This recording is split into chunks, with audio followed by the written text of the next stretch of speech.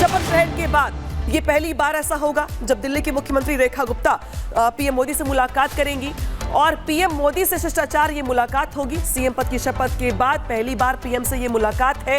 कल मुख्यमंत्री रेखा गुप्ता ने राष्ट्रपति और उपराष्ट्रपति से शिष्टाचार मुलाकात की थी। तो देखिए, शपथ ग्रहण के बाद दिल्ली में मुख्यमंत्री के तौर पर कमान संभालने के बाद जो भी यहाँ पर लोग हैं, चाहे वो दिग्गज नेता हो, चाहे वो राष्ट्रपति हो, उपराष्ट्रपति हो, पीएम मोदी हो, सबसे रेखा गुप्ता मुलाकात कर रही हैं। हालांकि शपथ ग्रहण के मौके पर पीएम मोदी की मौजूदगी थी, लेकिन दिल्ली के मुख्यमंत्री के तौर पर कमान संभालने के बाद, कामकाज शुरू करने के बाद, कैबिनेट की मीटिंग करने के बाद ऐसा पहली बार होगा जब रेखा गुप्ता पीएम मोदी से मुलाकात करेंगी तो कई अहम बातें भी होंगी। बहनों की ओर से धन्यवाद करने जा रही हूँ, देश की बेटियों की ओर से धन्यवाद करने जा रही हूँ। सारी देश की बेटियों की ओर से मैं आदरणीय प्रधानमंत्री जी का धन्यवाद करने जा रही हूँ।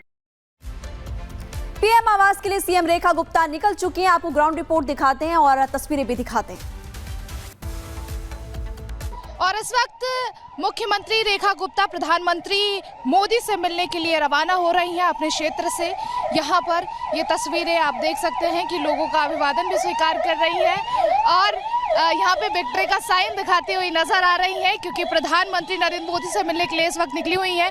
उनका कहना है कि दिल्ली के कार्यों को और प्रगति देने के लिए और जल्दी सभी कार्यों को पूर्ण करने के लिए प्रधानमंत्री मोदी से मिलेंगी और कई विषयों पर जो है वो चर्चा करती हुई नजर आएंगी।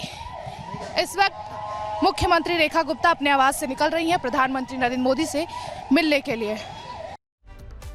ग्राउंड रिपोर्ट आप देख रहे थे और दिल्ली में सरकार गठन के बाद बीजेपी सरकार ताबड़तोड़ फैसले ले रही है। पिछले 48 घंटे में दिल्ली सरकार ने 6 बड़े फैसले किए गए। आपको ग्राफिक्स के जरिए बता रहे हैं कि आखिरकार क्या फैसले किए गए हैं। सबसे पहले बात करते हैं धुआंधार फैसलों की।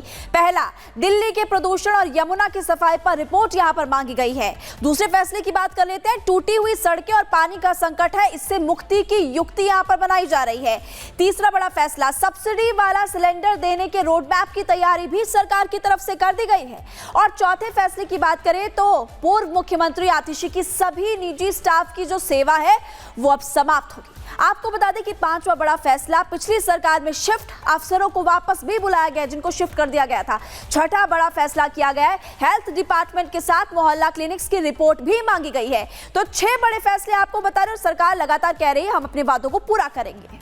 और सीधे रुक करेंगे सहयोगी काजल का, जिस तरीके से काजल बैक टू बैक फैसले दिखाई दे रही हैं दिल्ली के मुख्यमंत्री की ओर से, लेकिन आज तो बहुत अहम दिन है क्योंकि कमान संभालने के बाद दिल्ली की ये पहली बार होगा जब रेखा गुप्ता पीएम मोदी से मुलाकात करेंगी।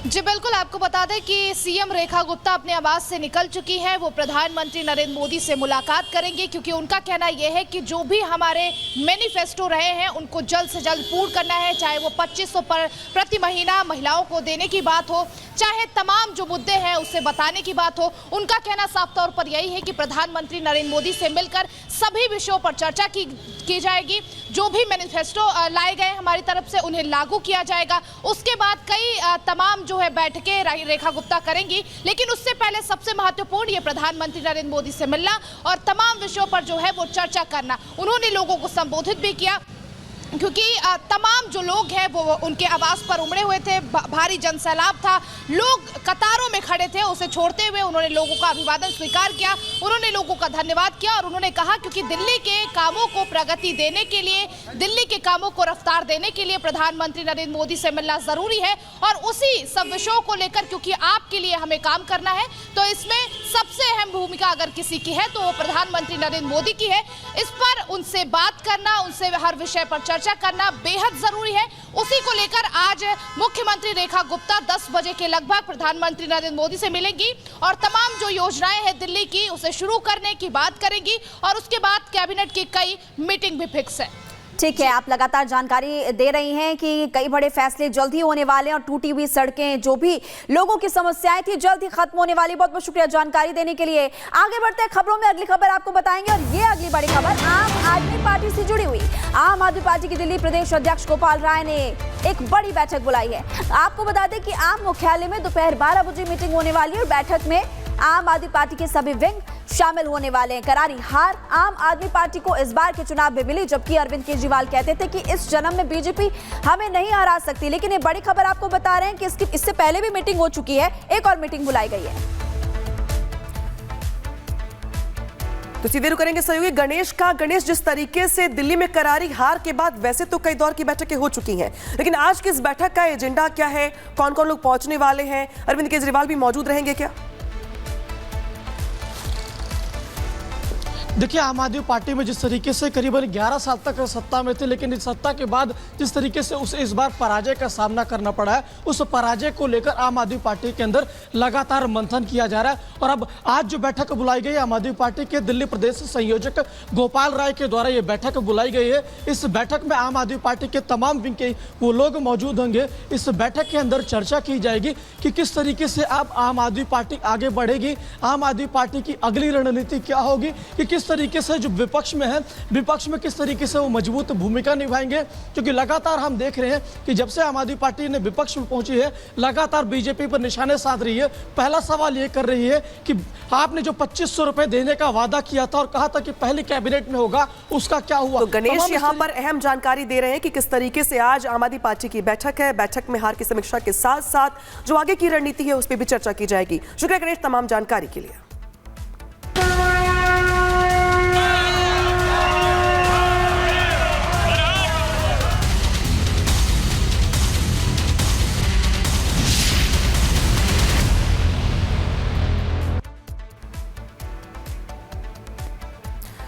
और अब बात आस्था के जन सैलाब की। महाकुंभ में 59 करोड़ 31 लाख लोगों ने डुबकी लगा चुकी है। डुबकी का आंकड़ा कुछ देर में 60 करोड़ पार कर जाएगा। लाखों की संख्या में श्रद्धालु लगातार प्रयागराज पहुंच रहे हैं और अब ये आंकड़ा कुछ ही देर में 60 करोड़ पहुंच जाएगा। तो जरा सोचिए आप कि किस तरीके से जैसे जैसे महाकुंभ में दिन आगे बढ़ रहे हैं, वैसे वैसे जो नंबर्स है, जो आंकड़ा है, वो आगे बढ़ रहा है।